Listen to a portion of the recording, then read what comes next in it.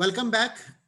We were talking about characteristics of different organizations, and I was saying कि different objectives और goals पर based आपकी जो structural detail है वो depend कर रही होती है. अगर आपको cost leadership की तरफ जाना है, अगर आपको uniformity of operations की तरफ जाना है, अगर आपकी products and services में इनोवेशन रिक्वायर्ड नहीं है, तो उस सूरत में आपकी फॉर्मलाइजेशन, सेंट्रलाइजेशन, स्पेशलाइजेशन वो हाई होगी. लेकिन अगर आपका फोकस इनोवेशन पर है, अगर आप फ्लेक्सिबल वर्क एनवायरनमेंट में ऑपरेट करना चाहते हो, तो उस सूरत में आपका जो स्ट्रक्चरल डिजाइन होगा that would be more organic. ठीक है, इस बात को एक स्टेप हम आगे और लेकर चलते हैं. जब हम evolution of organization theory and design की बात करें, तो ये एक बड़ा इंपॉर्टेंट एक्सप्रेशन हमारे पास आता है कि हिस्टोरिकल पर्सपेक्टिव्स, अभी जैसे आपको मैंने डिफरेंट थ्योरीज बताई, क्लासिकल, नियो क्लासिकल, मॉडर्निज्म की जो थ्योरीज हमने देखी, historical perspectives provide insight into how organization design and management practices have varied over time in response to changes in society. तो हमें यह बात समझ में आ पाती है कि जो मॉडर्न ऑर्गेनाइजेशनल पर्सपेक्टिव्स हैं वो क्यों, कैसे, कहां डेवलप हुए और उनकी हमें जरूरत किन किन हवालों से वो है. अब चूंकि हमारे पास हिस्टोरिकल पर्सपेक्टिव्स मौजूद हैं, तो अब आपको मैं कुछ ऑर्गेनाइजेशनल डिजाइन से रिलेटेड टाइप्स वो दिखाता हूं. सबसे पहला जो हमारे पास ऑर्गेनाइजेशनल डिजाइन में पॉइंट आ रहा है, that is going to talk about Mintzberg's organisational types. और मिंट्सबर्ग ने कहा कि तमाम ऑर्गेनाइजेशंस वो इन 5 फैक्टर्स के कॉम्बिनेशन से बनती हैं. उन ऑर्गेनाइजेशंस में we have top management, we have middle management, we have technical core, we have administrative support staff and we have technical support staff. फर्क सिर्फ इतना है एक स्मॉल एंड लार्ज ऑर्गेनाइजेशन के दरमियान कि जब हम एक स्मॉल ऑर्गेनाइजेशन की बात करेंगे तो these all 5 factors they basically unite together. एक ही बंदा है, वही बंदा टॉप मैनेजमेंट है, वही बंदा मिडिल मैनेजमेंट है, वही बंदा काम भी कर रहा है, वही बंदा सपोर्ट स्टाफ भी है, वही बंदा एडमिनिस्ट्रेटिव स्टाफ भी है. लेकिन जो जो ऑर्गेनाइजेशन के कॉन्टिजेंसी वेरिएबल्स तब्दील होते जाते हैं, फॉर एग्जाम्पल साइज. अब आपने कहा कि एक स्मॉल स्टार्टअप, एक एंटरप्रेन्योरल वेंचर जो अब से कुछ अर्सा पहले स्टार्ट हुआ था, अब एक बहुत बड़ी कॉर्पोरेशन में कन्वर्ट हो चुका है. तो आप बेसिकली स्ट्रक्चरल डिजाइन में क्या कर रहे होगे कि एक इंडिविजुअल से निकलकर ये तमाम फैक्टर्स जो हैं ये एक सेपरेट एंटिटीज के तौर पर हमारे सामने वो मौजूद हैं. Okay, Mintzberg proposed that the 5 parts could fit together in any type of organization, small, medium, large, किसी भी organization के अंदर ये 5 elements जो हैं वो मौजूद हैं. In real life organizations, the 5 parts are interrelated and often serve more than one function. तो जाहिर है कि उनकी डिटेल, उनकी कॉम्प्लेक्सिटी, वो जो आपका साइज तब्दील होता जाएगा ऑर्गेनाइजेशन का, तो उनकी जो स्पेशलिटी है इन तमाम 5 एलिमेंट्स की वो भी तब्दील होती जाएगी. Okay, starting from an entrepreneurial venture, reaching up to the level of a corporation. तो जो स्ट्रक्चरल डिजाइन में तब्दीलियां आ रही हैं वो तब्दीलियां इन 5 एस्पेक्ट्स के तहत डेवलप वो कर रही होंगी. अनदर एक्सप्रेशन आप देखिए कि ऑर्गेनाइजेशंस को जब क्लासिफाई किया गया तो किस तरह के डिटेल्स उनके ऊपर फोकस रहा. For example Charles Handy, he came up with the idea of shamrock organization, जिसमें कि हम एक ऑर्गेनाइजेशन को 3 लीफ क्लोवर से वो डिस्कस करते हैं, एलैबोरेट करते हैं. Now rather than saying like और using the expression of a human, यहां पे हम एक 3 लीफ क्लोवर के साथ ऑर्गेनाइजेशन को एसोसिएट और डिस्क्राइब वो कर रहे हैं. अब शैमरॉक ऑर्गेनाइजेशन की जब हम डिस्कशन करते हैं तो उसमें हमने 3 एस्पेक्ट्स वो डेवलप किए, focusing upon the core staff, then outsourced workers and then peripheral workers और फ्लेक्सिबल वर्कर्स. इनको हमने एक ऑर्गेनाइजेशन के साथ एसोसिएट वो किया. जब हम कोर स्टाफ की बात करते हैं तो चार्ल्स हैंडी ने कहा कि core managerial and technical staff, इसकी डिस्कशन की जाएगी, that is one side of the story. Full time professional workers who handle daily operations, well paid and remunerated, well motivated and highly productive, ये एक aspect बन गया। जब हम outsourced workers की बात करेंगे तो contractual and fringe contract workers की बात की जा रही है। इसमें इंडिपेंडेंट प्रोवाइडर्स वो मौजूद होंगे, paid to complete particular and specialised task, relatively expensive payroll services, transport, catering, IT, इन सबको हम इसमें कैटर वो कर सकते हैं। जब हम peripheral workers and flexible workers की बात करें तो उसमें कंटिंजेंट और फ्लेक्सिबल वर्कफोर्स की बात होगी, पार्ट टाइम, टेम्पररी और portfolio workers employed as needed, इस पे फोकस किया जाएगा। Paid by piece rate for short period called when the situation demands their labor, so इन सबको हम उस वक्त यूज करेंगे जब उनकी जरूरत होगी। इसके अलावा बाजुकात चार्ल्स हैंडी के मुताबिक जब हम शेमरॉक ऑर्गेनाइजेशन को एलैबोरेट करते हैं तो उसमें अ fourth leaf of the shamrock may exist consisting of consumers who do the work of the organization. For example, shoppers who bag their own groceries and purchasers of assembly it yourself furniture. जैसे हम वो IKEA की example discuss करते हैं, assembly yourself की वहां पर discussion है। बिल्कुल इसी तरह सपोजिटली आप एक brand new mobile phone purchase करते हो, तो ब्रांड न्यू मोबाइल फोन को परचेज करने के बाद आप जब उसको फर्स्ट टाइम बूट करोगे तो उसकी कॉन्फ़िगरेशन आप खुद करते हो, कंपनी करके नहीं भेजती। आप एक नया लैपटॉप परचेज करते हो, आप उसको फर्स्ट टाइम बूट करते हो तो उसके ड्राइवर इंस्टॉलेशन से लेकर उसकी जो कॉन्फ़िगरेशन है वो आप खुद करते हो, कंपनी करके नहीं भेजती। अब इस एक फैक्टर से जहां पर हम shoppers who bag their own groceries जैसे कॉन्सेप्ट्स लेकर आते हैं, कंपनीज ने millions and billions of dollars वो सेव कर लिए, अपना वर्किंग टाइम सेव कर लिया, अपनी असेंबली लाइन सेव कर ली और वो सारे का सारा बर्डन बड़ी खुशी से हैंडओवर कर दिया कंज्यूमर्स को। और कंज्यूमर्स को इस बात का अंदाजा ही नहीं हो रहा कि वो एक्चुअली ऑर्गेनाइजेशन के मेंबर के तौर पर वो सारा काम परफॉर्म कर रहे हैं।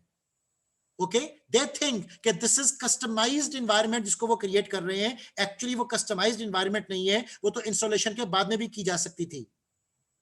ओके, सो ये वो चीजें हैं डियर कि जिनको हम मोस्ट मॉडर्न कॉन्सेप्ट्स में अप्लाई करके भी देख सकते हैं कि शैमरॉक ऑर्गेनाइजेशनल स्ट्रक्चरल डिजाइन की जब आप बात करोगे तो किस तरह से the fourth leaf would be doing its role. So the shamrock leaf shape is a symbolic representation of an organization with three types of workforce having a main body or connected lobes that together form a whole। तो एक पूरा जो आपके सामने एक structural design है वो बन पाता है। So Charles Handy believed that people were the most important resource within any organization, unlike Frederick Taylor का जो कॉन्सेप्ट था, who believed in tall hierarchical structures where workers were closely supervised, Handy believed in meeting the needs of workers through job enrichment। Okay, यहां पर अब हम job enrichment में workers की job को भी कंज्यूमर्स की जॉब्स को भी एनरिच कर रहे हैं और अनकॉन्शियसली अनपेड रादर कस्टमर खुद पे करके उन सर्विसेज को कंपनी के लिए परफॉर्म कर रहा है। ओके, सो ऑर्गेनाइजेशन थ्योरी के स्कोप में now you could have imagined कि किस कदर डाइवर्सिफाइड कॉन्सेप्ट्स जो हैं वो डिस्कस किए जा सकते हैं, starting from the discussions related to the anthropomorphisation of the corporations. अब हम शैमरॉक ऑर्गेनाइजेशन की जो डिटेल्स हैं उसको विजुअलाइज वो कर रहे हैं। लिहाजा जब ऑर्गेनाइजेशनल स्ट्रक्चरल डिजाइन की बात की जाएगी तो उसमें इन दो फैक्टर्स को आप इग्नोर नहीं कर सकते हो, that is they are basically organic and mechanistic aspects. ठीक है, अब ये ऑर्गेनिक एंड मैकेनिस्टिक एस्पेक्ट्स जो हैं they are basically dependent upon the structure, the tasks and roles, system, formality, communication, hierarchy versus collaboration. इन सब फैक्टर्स को, constructs को, मैं फिर वर्ड यूज कर रहा हूं, कंस्ट्रक्ट्स को मद्देनजर रखकर ऑर्गेनाइजेशनल स्ट्रक्चरल डिजाइन वो किया जाता है। हमारे यहां पर लोकल अगर आप कंपनीज एंड ऑर्गेनाइजेशंस के मसाइल को देखो तो even there structural designs are not correct, because उन स्ट्रक्चरल डिजाइंस के बैकएंड के ऊपर बहुत सी रैशनैलिटी मिसिंग है। अब चाहे वो ऑपरेशनल कंसर्न्स में स्ट्रक्चरल डिजाइन हो या चाहे वो हायरार्की के कंसर्न में स्ट्रक्चरल डिजाइन हो, there are blunders visibly available in the structural design of the organizations in our local environment. Okay. For example एक और आपको मैं आइडिया देता हूं कि जब आप डिस्कस करते हो कि ऑर्गेनाइजेशन स्ट्रक्चरल डिजाइन बनाना है, एक ऑर्गेनोग्राम डेवलप करना है, आपने कहा उसमें टॉप मैनेजमेंट है, मिडिल मैनेजमेंट है, फ्रंट लाइन एम्प्लॉइज हैं, आपने एक स्ट्रक्चरल डिजाइन, एक ऑर्गेनोग्राम बना लिया, लेकिन क्या आपको यह बात मालूम है कि स्ट्रक्चरल डिजाइन बनाने से पहले जो एक कॉन्सेप्ट यूज किया जाता है दैट इज जॉब इवैल्यूएशन. आप जब तक जॉब्स को इवैल्यूएट नहीं करोगे, आप कभी भी उनको ऑर्गेनाइजेशनल स्ट्रक्चरल डिजाइन का पार्ट वो नहीं बना सकते. बिकॉज अगर फर्ज करो स्ट्रक्चरल डिजाइन में लोअर हायरार्की का एम्प्लॉय उसकी जॉब की वर्थ अपर हायरार्की के एम्प्लॉय से ज्यादा है, तो आपके स्ट्रक्चरल डिजाइन का फॉल्ट है. अब प्रॉब्लम क्या होगी कि worth of job lower employ की ज्यादा होगी और सैलरी उसकी वो कम होगी, उसकी जुरिस्डिक्शन वो कम होगी, जबकि अपर लेवल जो एम्प्लॉय आपने डिजाइन किया हुआ है उसकी सैलरी में भी ज्यादा होगी, उसकी जुरिस्डिक्शन ज्यादा होगी, लेकिन उसकी जॉब वर्थ वो कम होगी. अब इस सारी डिटेल के अंदर किसी भी बात को दिल पे लेने की जरूरत नहीं है, ये हार्ड फैक्ट्स हैं जिनको सामना करना हमारे लिए जरूरी है. और ये स्ट्रक्चरल डिजाइन जॉब इवैल्यूएशन करने के लिए जो मेथड, जो थ्योरी आप यूज करते हो that is known as universal compensable factors. और यूनिवर्सल कंपनसेबल फैक्टर्स को कैलकुलेट किए बगैर आप स्ट्रक्चरल डिजाइन बना ही नहीं सकते. ओके यही वजह है कि हमारे यहां पर ऑर्गेनाइजेशंस का जो स्ट्रक्चरल डिजाइन है उसमें मेजर फॉल्ट होने की वजह से जो एफिशिएंसी है कंपनीज की वो कम है. और हम इस बात को समझ नहीं पाते, हम समझते हैं कि शायद मटेरियल महंगा हो गया, हम समझते हैं वर्कर इनएफिशिएंट है, हम समझते हैं कि अदर प्रॉब्लम्स जो हैं वो कंट्रीब्यूट कर रही हैं हमारी इनएफिशिएंसीज और लो प्रॉफिटेबिलिटी के दरमियान. ओके सो याद रखो कि जब एक ऑर्गेनाइजेशनल डिजाइन की हम बात कर रहे हैं, जब हम ऑर्गेनाइजेशन थ्योरी की बात कर रहे हैं, तो वहां पर आपको बहुत डिटेल्ड ऑडिट्स वो करने पड़ते हैं. और इन तमाम चीजों को कंप्रीहेंड किए बगैर आप सिर्फ एक चलते हुए पहिए का पार्ट हो, आई एम सॉरी, आप क्रिएटिविटी, इनोवेशन इनकी बातें नहीं कर सकते.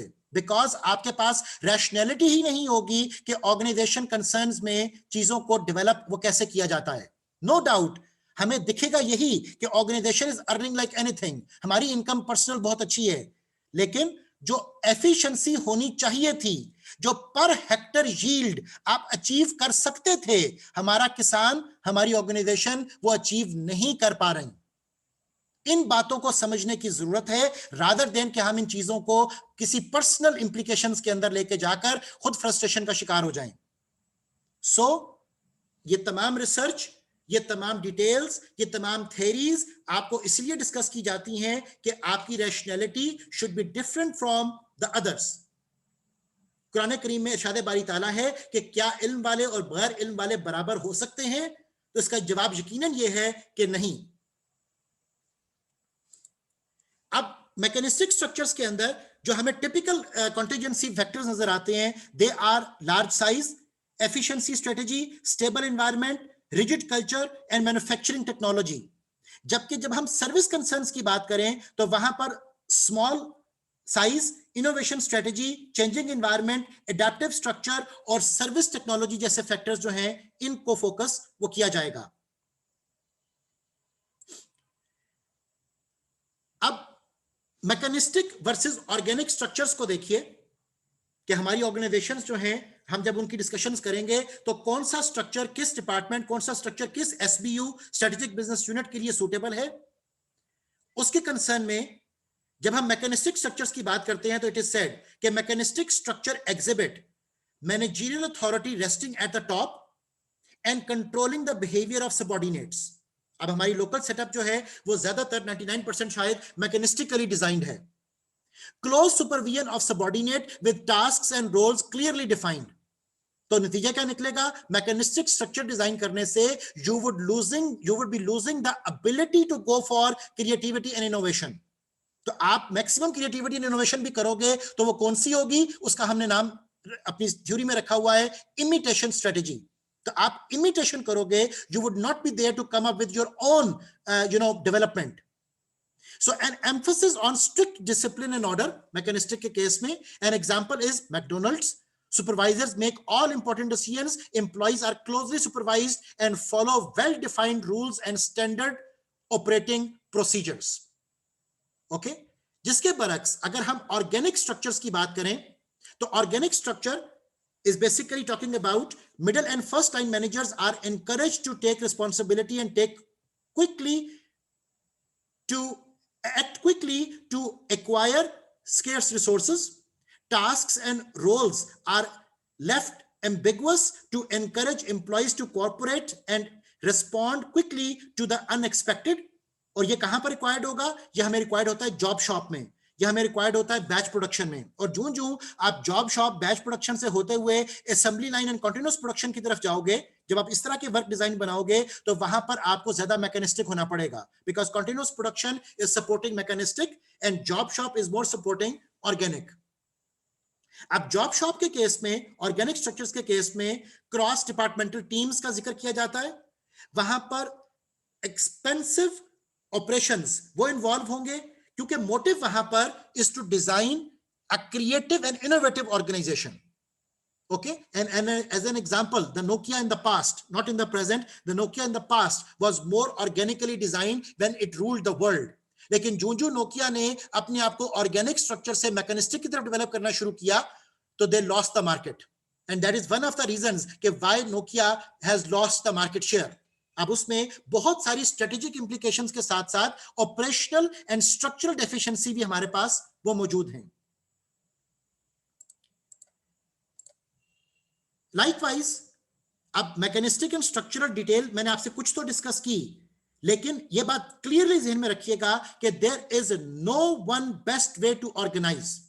इसको आप रूल ऑफ थंब नहीं बना सकते, बिकॉज हर ऑर्गेनाइजेशन की जो कंटीजेंसीज हैं वो डिफरेंट हैं, हर ऑर्गेनाइजेशन की जो एंथ्रोपोमॉर्फाइजेशन है वो डिफरेंट है, हर ऑर्गेनाइजेशन का जो मिशन एंड विजन है वो डिफरेंट है, स्ट्रेटेजी डिफरेंट है।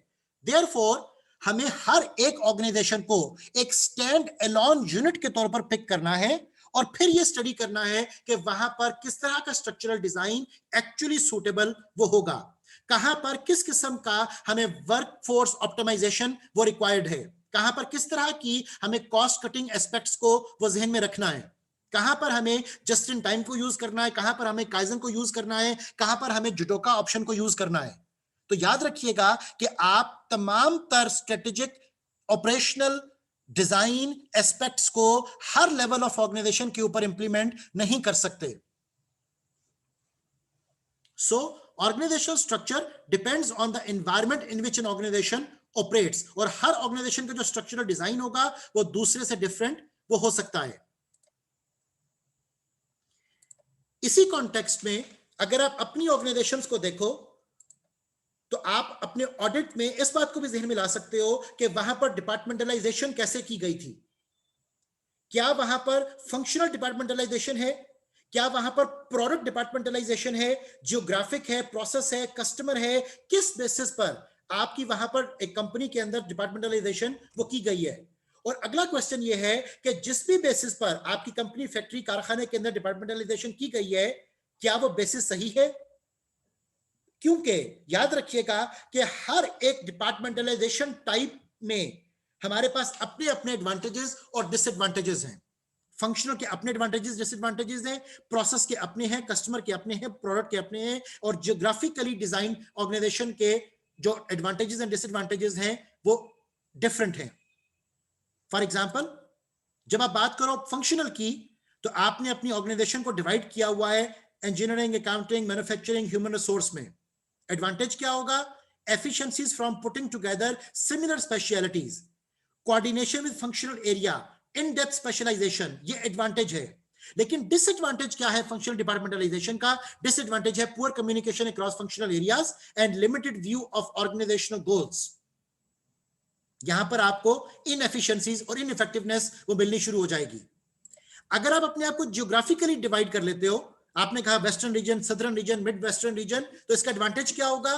More effective and efficient handling of specific regional issues. यहां पे जो लोकल रिस्पॉन्सिवनेस है वो ज्यादा होती है, serve needs to unique geographic markets. जबकि डिसएडवांटेज क्या होगा? डुप्लीकेशन ऑफ फंक्शन, और डुप्लीकेशन ऑफ फंक्शन होने से आपकी जो ऑपरेशनल कॉस्ट है वो बढ़ जाएगी। इसी तरह अगर आपने अपनी कंपनी को डेवलप किया हुआ है प्रोडक्ट डिपार्टमेंटलाइजेशन के केस में, तो इसका एडवांटेज क्या होगा? कि आप स्पेशलाइजेशन अचीव कर सकते हो पर्टिकुलर प्रोडक्ट एंड सर्विसेज के रेफरेंस में, आप ज्यादा closer to the customer operate कर सकते हो। लेकिन डिसएडवांटेज क्या होगा, आपकी डुप्लीकेशन ऑफ फंक्शंस हो जाएगी, जिससे कि आपकी ऑपरेशनल कॉस्ट वो शूट अप कर जाएगी। और limited view of organizational goals is the disadvantage of product departmentalization. ये अब हम बात कर रहे हैं ऑर्गेनाइजेशन के स्ट्रक्चरल डिजाइन की। बिल्कुल इसी तरह प्रोसेस डिपार्टमेंटलाइजेशन, इसका अपना प्लस माइनस है, कस्टमर डिपार्टमेंटलाइजेशन इसके अपने प्लस माइनस है।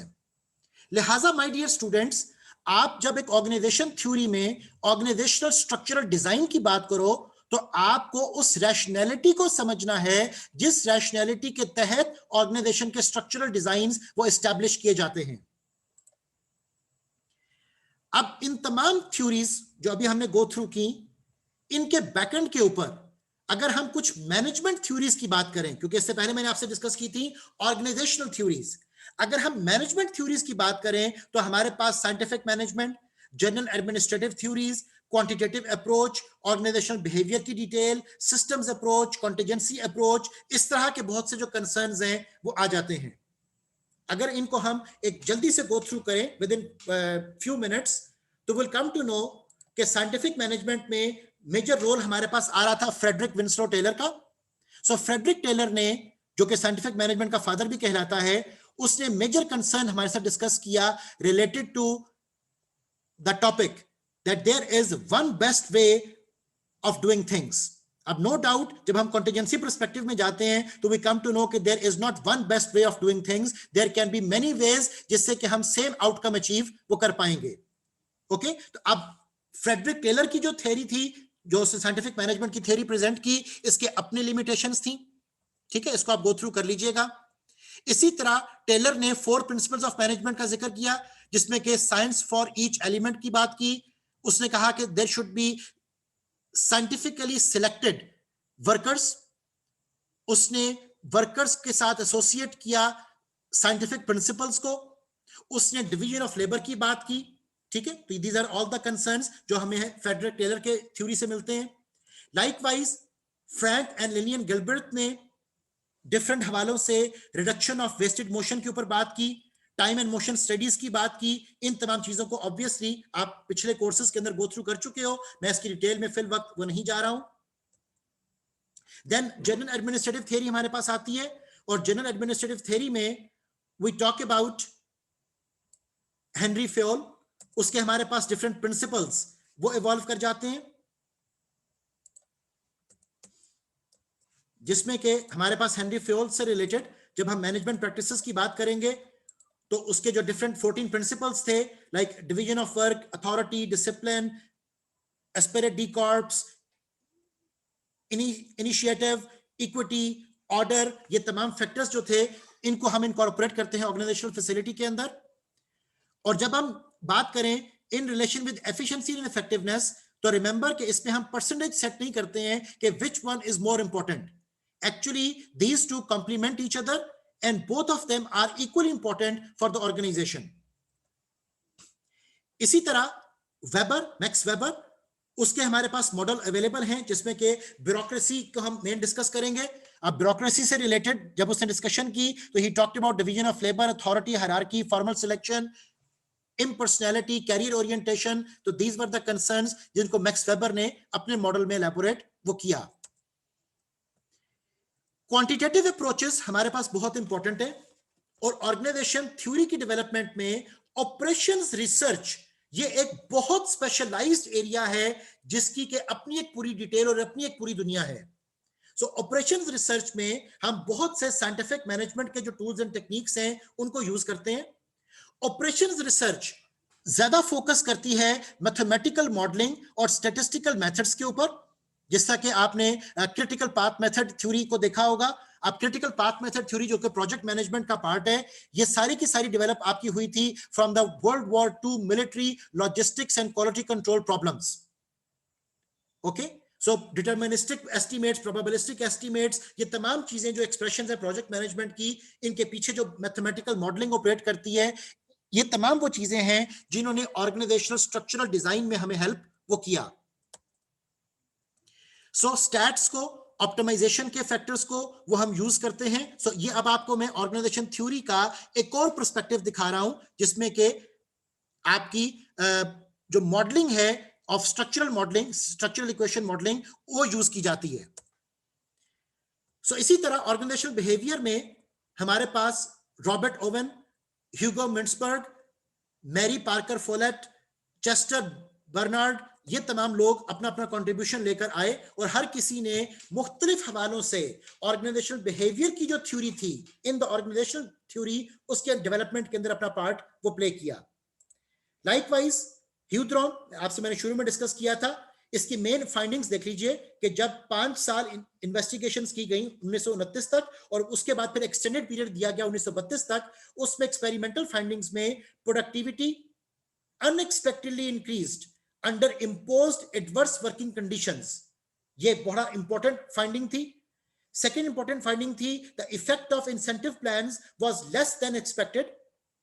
और अगर हम इसके रिसर्च कंक्लूजन्स पर जाएं तो social norms, work standards, attitudes more strongly influence individual output and work behaviour than do monetary incentives. तो ये आपका मेन रिसर्च कंक्लूजन था जो हमें ह्यूथ्रॉन स्टडीज से वो पहुंचा. अब डिफरेंट हवालों से मैं आपको निटी ग्रिटीज दिखा रहा हूं, मैं आपको डिफरेंट एंगल से ऑर्गेनाइजेशन थ्योरी के जो पर्सपेक्टिव्स हैं वो दिखा रहा हूं ताकि आप इस सब्जेक्ट डोमेन को समझ पाओ और ये जान पाओ कि अगर आपका इंटरेस्ट इस सब्जेक्ट डोमेन में डेवलप करता है तो organisational structural design, organisation theory building, organisational perspective में कौन कौन से इश्यूज हैं जिनको एड्रेस किया जाना जरूरी है. इसी के साथ साथ सिस्टम्स अप्रोच, इसके ऊपर बात की जा सकती है. Close system, open system, already हम इन पॉइंट्स को डिस्कस कर चुके हुए हैं. सिस्टम्स की जो इंप्लीकेशंस हैं हम उनको देखते हैं कि coordination of the organisation parts is essential for proper functioning of the entire organization. Decisions and actions taken in one area of the organization will have an impact and effect on other areas of the organization. जो typical हमारा norm है systems approach का और systems thinking का.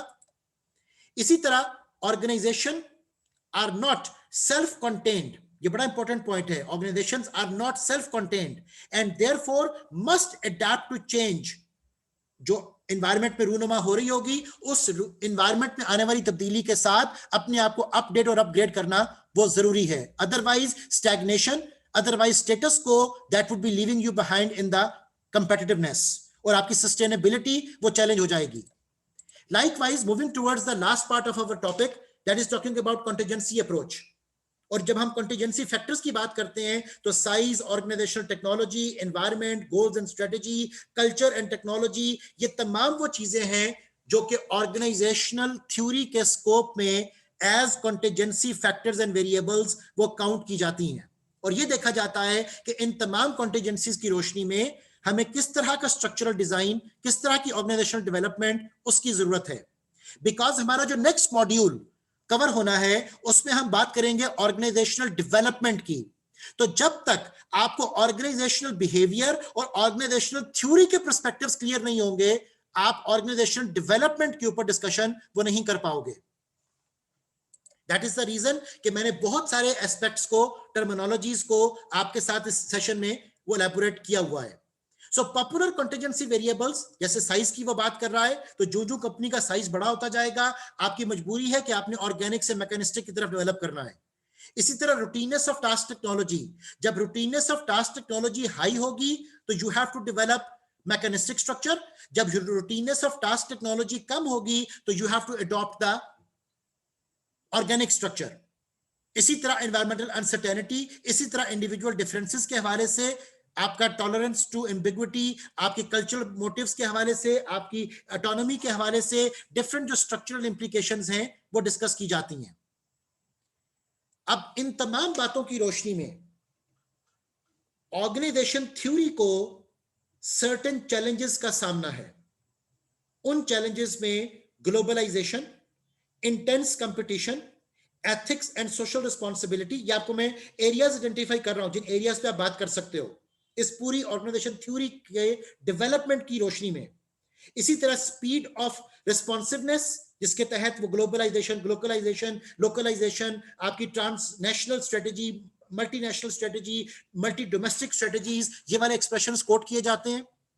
इसी तरह digital workplace, ई business की जो रेवोल्यूशन आ रही है, diversity, entrepreneurship, knowledge management, learning organisations, quality management जैसे जो मोटिव्स हैं, इन सब को डिस्कस किया जाता है। अब नो डाउट ये जितने भी यहां पे करंट चैलेंजेस आपके सामने मैं पेश कर रहा हूं, इन तमाम चैलेंजेस के अंदर एक पूरी डिबेट, एक पूरा डोमेन वो मौजूद है। ओके, मेरा मोटिव आपको ऑर्गेनाइजेशन थ्योरी से एसोसिएटेड जो factors, concepts, ideas, constructs, theories, models हैं, वो शो करना मकसद था।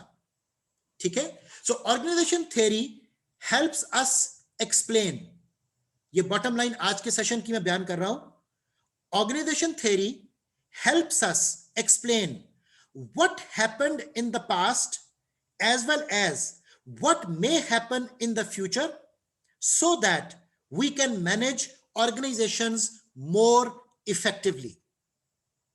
Okay, ये हमारा मेन कंसर्न है जिसके लिए हमने इतने सारे variables, ideas, concepts, ontological investigations, epistemological concerns, हमने उन सबको गो थ्रू वो किया। अब करंट चैलेंजेस के हवाले से ग्लोबलाइजेशन, उसके बारे में बात की जा रही है। उसकी वजह से आपके जो डिफरेंट कल्चर्स में वेरिएशन है उसको अंडरस्टैंड करना है। आपको एंटी कैपिटलिस्टिक बैकलैश को समझना है। आपको हर कंट्री के अंदर जो जॉब करने का तरीकेकार है उसको समझना है। आपको मैनेजमेंट ओरिएंटेशंस को समझना है, जिसमें कि आपके मैनेजमेंट ओरिएंटेशंस के हवाले से एथनोसेंट्रिक, जियोसेंट्रिक, पॉलीसेंट्रिक, डिफरेंट तरह के ओरिएंटेशंस, डिफरेंट तरह के रीजन्स में अवेलेबल हैं। You need to look upon these, you need to focus upon कि आपको लो कॉस्ट लेबर चाहिए, आपको ग्लोबलाइजेशन में कहां पर आउटसोर्सिंग करनी है, इस तरह के टॉपिक्स पे बात की जा सकती है। एथिक्स, इसके ऊपर इंशाल्लाह हम एक पूरा मॉड्यूल करेंगे कि एथिकल कंसिडरेशंस उनको मद्देनजर रखा जाता है ऑर्गेनाइजेशन थ्योरी की डेवलपमेंट में। इसी तरह एथिकल डायलेमास क्या क्या हैं, कौन कौन से स्टेक होल्डर्स इफेक्ट कर रहे हैं, उन स्टेक होल्डर्स के इफेक्ट करने से ऑर्गेनाइजेशन के ऊपर क्या असरात मुरतब हो रहे हैं, एक्सटर्नल फैक्टर्स कौन कौन से हैं जो ऑर्गेनाइजेशन को इफेक्ट कर रहे हैं, ये तमाम चीजें हैं जो डिस्कस की जाती हैं। सो एथिक्स के कंसर्न में पॉसिबल अल्टरनेटिव्स आपके पास फिर क्या होंगे, आप डिसीजन मेकिंग कैसे करो, ये तमाम एरियाज आपका contribution in the body of knowledge वो रिक्वायर कर रहे हैं। लाइकवाइज डाइवर्सिटी, इसके ऊपर इंशाल्लाह हम एक पूरा मॉड्यूल करेंगे कि जिसमें हम डाइवर्सिटी से रिलेटेड जो टॉपिक्स हैं उनको इन डेप्थ स्टडी करेंगे कि माइनॉरिटी, एथनिक ग्रुप्स, इन तमाम चीजों को आपने टैकल वो कैसे करना है। एजिंग वर्कफोर्स के जो मसाइल हैं, डिफरेंट जनरेशन के जो गैप्स हैं, आपने उन सबको टैकल वो कैसे करना है। लाइकवाइज एंटरप्रेन्योरशिप, उसके क्या इश्यूज और मसाइल हैं, एंटरप्रेन्योरल बिजनेस एंड प्रोसेसेस वो कैसे एस्टैब्लिश किए जाते हैं, डिफरेंट अपॉर्चुनिटीज को कैसे फाइंड आउट किया जाता है, प्रोसेस इनोवेशन, प्रोडक्ट इनोवेशन, ये कैसे लेकर वहां पर आप अपनी एस्टैब्लिशमेंट एंड सस्टेनेबिलिटी को वो इंश्योर करोगे। ई बिजनेस, इसके ऊपर एक पूरा हम मॉड्यूल करेंगे इंशाल्लाह, जिसमें हम ई बिजनेस के एस्पेक्ट्स को, जो करंट चैलेंजेस हैं ऑर्गेनाइजेशन थ्योरी डेवलपमेंट के, will be talking about these. And likewise learning organisation के ऊपर हमने बात की, नॉलेज मैनेजमेंट के ऊपर हमने पूरा मॉड्यूल किया। उसके बाद हमने कंपैरिजन क्रिएट किया कि ट्रेडिशनल ऑर्गेनाइजेशन और लर्निंग ऑर्गेनाइजेशन आपस में कैसे कंट्रास्ट में है, क्या क्या फर्क है लर्निंग पर्सपेक्टिव में और ट्रेडिशनल पर्सपेक्टिव में। एंड नो डाउट क्वालिटी से रिलेटेड हमारी डिस्कशन वो चलेगी, जिसमें कि हम डिफरेंट एस्पेक्ट्स में क्वालिटी फैक्टर्स को देखेंगे कि जब एक ऑर्गेनाइजेशनल डेवलपमेंट और ऑर्गेनाइजेशनल थ्योरी की आप बात करते हो तो उसमें क्वालिटी का मतलब क्या है। आपको इस बात का बहुत क्लियरली पता होगा कि टोटल क्वालिटी मैनेजमेंट ये कोई सर्टिफिकेट नहीं है, ये कोई स्टैटिस्टिकल फॉर्मूला नहीं है। टोटल क्वालिटी मैनेजमेंट बेसिकली क्या है, ये एक फिलॉसफी है। और आप टोटल क्वालिटी मैनेजमेंट की फिलॉसफी को तब तक नहीं समझ पाते हो जब तक आपको ऑर्गेनाइजेशनल फिलॉसफी का ना पता हो, जब तक आप ऑर्गेनाइजेशनल ऑन्टोलॉजी, एपिस्टेमोलॉजी को आप पिक ना कर सको, जब तक आप ऑर्गेनाइजेशन थ्योरी को अंडरस्टैंड नहीं करोगे, आप ऑर्गेनाइजेशन के हवाले से जो क्वालिटी पर्सपेक्टिव्स हैं उनकी रियल स्पिरिट को नहीं जान पाओगे कि ह्यूमन एलिमेंट की जो इन्वॉल्वमेंट है क्वालिटी पर्सपेक्टिव में वो किस कदर है और किस तरह से है। याद रखें, इन तमाम चीजों के पस मंजर में हमारा जो मेन एस्पेक्ट है वो ये है कि हम ना जिंदगी को और ना ऑर्गेनाइजेशंस को फॉर ग्रांटेड पिक करें, और हमारे अंदर ये कैपेबिलिटी डेवलप हो सके कि we are there to question, right? जो भी टर्मिनोलॉजी, जो भी एस्पेक्ट आपके सामने रखा जाता है, हम उसके बारे में अपने जहन के अंदर आने वाले क्वेश्चंस को एड्रेस कर सके, राइट? सो क्वालिटी पर्सपेक्टिव्स पर आपकी जो ऑर्गेनाइजेशन थ्योरी की डेवलपमेंट है उसका बड़ा फोकस है, और फिर हम क्वालिटी से related customer orientation, continuous improvement, focus, process focus की बात करेंगे। ये तमाम चीजें आपकी काउंट वो की जाती हैं। फॉर एग्जांपल, मैं इन बातों को यहां पर क्यों हाईलाइट कर रहा हूं कि काइजन अप्रोच को डिस्कस करना तो बहुत आसान है कि जी हम कंटिन्यूअस इंप्रूवमेंट करना चाहते हैं। आपने कभी यह सोचा कि आपकी ऑर्गेनाइजेशन के अंदर काइजन अप्लाई कैसे होगा? आपने कभी यह सोचा कि काइजन से रिलेटेड 5 W's क्या हैं? कि काइजन से रिलेटेड, कंटिन्यूअस इंप्रूवमेंट से related what, when, where, why, how, आपने कभी इन चीजों को फॉर्मुलेट किया? आपने कभी यह सोचा कि what, when, where, how of kaizen को आप अपनी ऑर्गेनाइजेशनल स्ट्रक्चरल डिजाइन का पार्ट वो कैसे बनाओगे? तो इस तरह के कंसर्न्स हैं जो आपको हेल्प करते हैं थ्योरी डेवलपमेंट में, राइट? यहां पर हम अपना ये सेशन, ये मॉड्यूल ऑर्गेनाइजेशन थ्योरी का वो वाइंड अप कर रहे हैं। काइंडली नेक्स्ट जूम मीटिंग में ज्वाइन कीजिए, जहां पर आपको मैं जो लेटेस्ट कॉल फॉर पेपर्स हैं वो शो करूंगा। Thank you for today.